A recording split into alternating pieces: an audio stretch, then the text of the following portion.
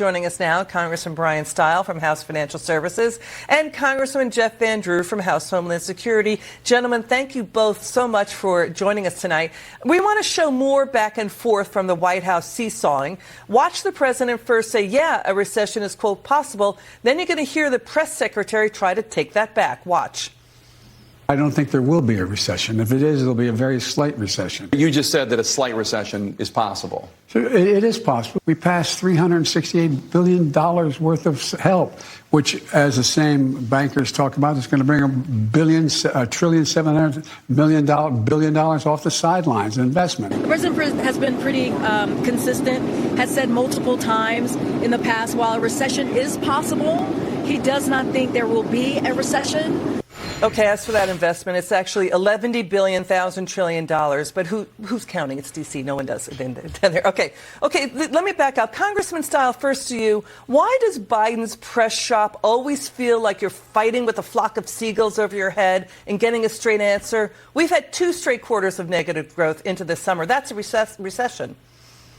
Time and again, it's cleanup on aisle 46. You're absolutely right. We've had 2 negative quarters in a row.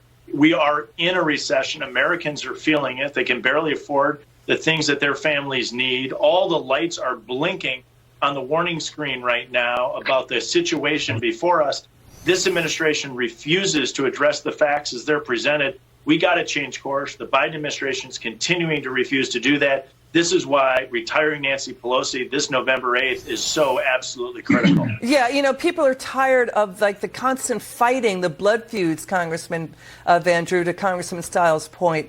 I mean, it's so nasty down there in D.C. We've got Jamie Dimon, Mohammed El-Arian, Larry Summers, all warned a recession is upon us, Congressman Van Drew. But on the same day, wholesale prices came in hotter than expected. You had Treasury Secretary Wally Adeyemo talking about tax hikes on Americans to bring down the deficit. What do you make of that? Well, that's just going to make things worse. I mean, honestly, we have a majority party and a president who has no idea what the hell he's doing. I mean, I've never seen anything so terrible, and it just keeps getting worse. I mean, if it wasn't so serious and if it wasn't so important, this would actually be laughable. He says something, then the press secretary has to bring it back. And that goes on over and over again. You know why? He doesn't know what he's talking about. He's not telling the truth. And he's not being square with the American people. We have big problems. He actually drained down our oil reserves that our past president had put there to make sure that we were safe in time of emergency. Now they're all the way down. And the good work of President Trump has been really ruined. And meanwhile, he just keeps rolling along and doing what he always does. Let's shift gears to this. We've got a new Associated Press poll. The majority of Americans see U.S. relations with adversaries getting worse. So that poll is out there. You're also going to see the president. Let's move on to this. The president claims he did not fly to Saudi Arabia to ask them about pumping more oil. Media reports say, yeah, the White House was calling them about that ahead of time before that trip. Watch this.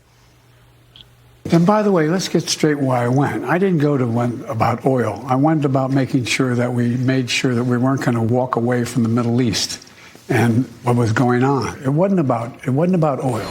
Okay, if that was so, if it was not about oil, Congressman Steil, then why did the White House put out a fact sheet after his trip saying, yeah, it was about oil? I mean, this was at least the second time in 2 years they asked OPEC to pump more. This was completely about oil. It was a mistake for Biden to go to Saudi Arabia in the first place. He should have been going to North Dakota into West Texas to create a domestic supply of energy here in the United States. He went begging for oil. What he got was a 2 million barrel a day oil cut. Instead of being straight with the American people, he's changing the tune, claiming he never went to ask for oil. He did. He failed. The American people are suffering as a result. You know, so to Congressman Steil's point, Congressman Van Drew, what exactly is the White House energy policy here? I mean, gas could be heading back above $4 a gallon. Why does the White House energy policy feel like a Ferris circus wheel that broke off its axle and it's careening toward the ocean? I mean, now the president and Democrats are threatening retaliation against Saudi Arabia over that OPEC plus oil production cut. But gas prices were already rising before the war in Ukraine. What's the policy here? Well, there is no policy. And boy, he's a heck of a negotiator. He goes there to get more oil at a decent price, and we're going to have less oil and pay even more. So thank you, Joe Biden, for the good work that you've done. There is no policy. He thought that he was going to be able to hold out with the reserves and using them, which is dangerous, until right after the election. And the plan was right after the election, the prices were going to go up. Well, guess what? Once again, he estimated wrong. The prices are going up now, and people are paying more now, and he's afraid it's going to hurt. But are you worried? Are you guys both worried about the retaliation against Saudi Arabia here? Congressman Van Drew, first to you. I think that's totally inappropriate. It is totally inappropriate. I hate to say it. Number one, we have the oil here, just like the congressman said. We could open this up and America can be number one and take care of it. Number two, there's no reason that Saudi Arabia has to sell us more oil. They don't have to.